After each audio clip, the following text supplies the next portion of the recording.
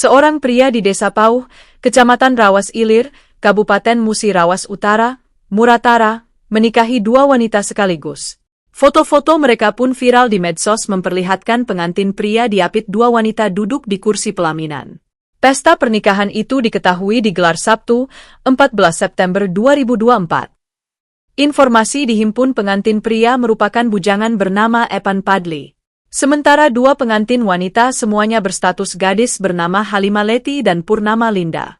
Di antara mereka berdua ada yang sudah berusia 20 tahun, dan satunya lagi masih di bawah umur yakni 19 tahun. Kepala Desa Pauh, Aziz saat dikonfirmasi membenarkan adanya pernikahan yang viral tersebut. Ia itu pengantinnya sekaligus dua pengantin wanita, ujarnya. Dia mengatakan awalnya akad nikah sudah dilangsungkan sejak 1 bulan lalu. Namun hari ini baru dilaksanakan hajatan pesta pernikahan di rumah mempelai pria.